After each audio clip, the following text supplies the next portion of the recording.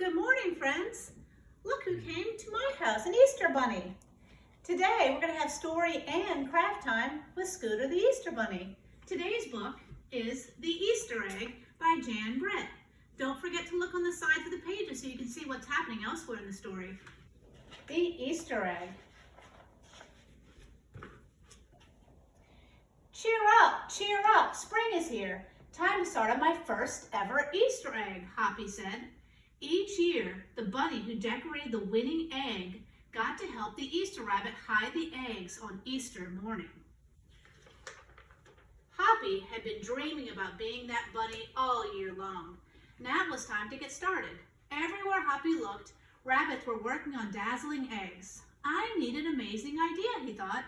Hoppy spotted Flora Bunny planting spring wildflowers in her eggs. The Easter rabbit will love those colorful flowers, he thought, and started picking flowers for his egg. Here's a basket for your flowers, Hoppy, Flora said. Chop, chop, scrape, scrape. Hoppy spied Buster Birch carving a magnificent wooden egg. I wish I had some wood for my egg, he wished out loud. Here you go, Hoppy, Buster Birch said, and he put a smooth, round piece of wood in Hoppy's basket. Thank you, Buster, Hoppy said. Hoppy was hopping along when the smell of sweetness led him out of the woods and straight to the chocolate egg that Aunt Sassafras was decorating with creamy, frosty squiggles and bows. Hello, Hoppy, she said, and she put some chocolate squares in his basket. Hippity hop, Hoppy exclaimed. I'll make the Easter rabbit a chocolate egg so sweet it will make his whiskers tingle. Then Hoppy saw Granny Irene decorating one of her fabulous story eggs. First, she traced a design in the egg with a special tool. Then she dipped the egg in pots of yellow, green, orange, and red dye, adding to the design each time. Hoppy couldn't believe his eyes. I'll never make an egg that beautiful, he told Granny Irene. She smiled. Try, she said, giving him one of her special tools. Wow, Hoppy's friends are being so generous. Hoppy was hopping by Hans van der Rabbit's garden when he spotted an extraordinary egg. Hans was painting a portrait of the Easter rabbit, so real that he looked alive. Fantastic, Hoppy exclaimed. Thank you, Hoppy, Hans said. Why don't you make a painting on your egg? He gave Hoppy pots of paint and a fine brush. As Hoppy bounced along, a loud boing nearly knocked him off his feet. It was a whirling, twirling, mechanical egg. Whoa, Hoppy said, that's an unusual egg.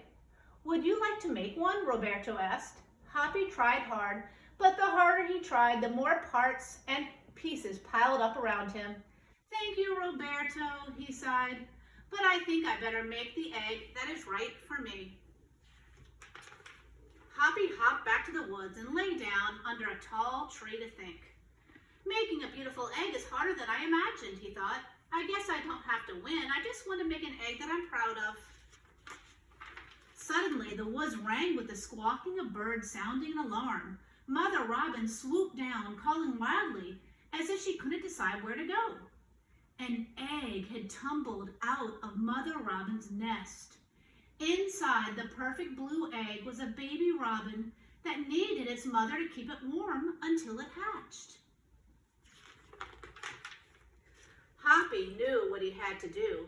He sat down carefully and covered the blue egg with his soft, warm fur. I'll take care of you the best I can, he whispered. Relieved, Mother Robin chirped and settled down on her other two eggs. Hoppy never left the robin's egg. If it was sunny and warm, he carefully turned the egg in its nest of moss. If it was rainy and cold, he kept the egg covered and dry. At night, wild animals passed by. Hoppy crouched down and stayed hidden in the ferns. Often he heard strange noises coming from above, but Hoppy didn't run away. Every day, the rabbits worked on their eggs. Tadpoles turned into frogs, buds swelled into leaves, and Easter came closer and closer. Finally, it was time for the rabbits to take their eggs to the glen. They had forgotten all about Hoppy, who was quietly sitting on the blue egg, under the tall tree in the woods.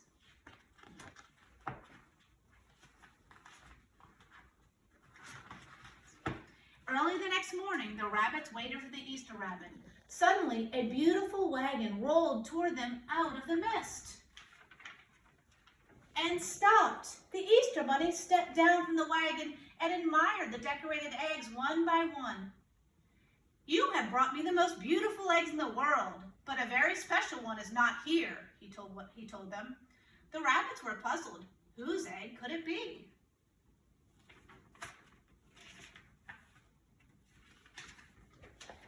"Fill my wagon with your wonderful eggs," he said. "When I return, I will show it to you." And he disappeared into the woods. Where do you think the Easter bunny is going? He came back with Hoppy, looking scruffy and bedraggled. "Hoppy has an amazing egg to be proud of," the Easter rabbit told them. "He has kept Mother Robin's egg warm and safe until her baby bird hatched and she could take care of it." The Easter rabbit placed the empty blue shell in the place of honor atop the wagon.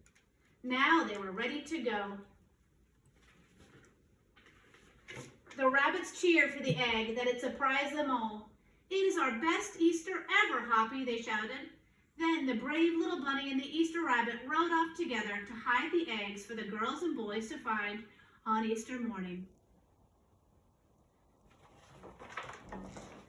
I hope you like the story.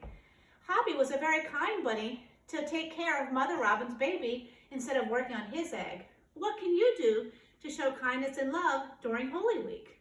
One thing that I did to help me remember to be kind was to make a love egg. All you have to do is draw an oval. On the edge of my egg, I wrote ways that I could show kindness and love during Holy Week. One of mine says, "Write a letter to a friend." Then, let me put the Easter bunny down. I found a package like this. I cut it open and cut up a square. All I have to do now is paint the bumpy side. If you notice, the bumpy side is bubble wrap. I'm going to paint the bubble wrap with my pink paint. And then I'm going to simply stamp it on my egg.